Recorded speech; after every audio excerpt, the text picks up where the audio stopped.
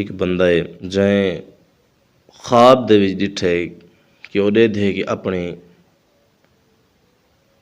زوجہ دے نال مباشرت کریندا ہے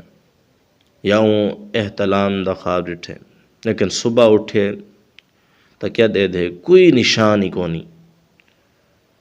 کوئی داغ کونی، کوئی دھبا کونی، تو کیا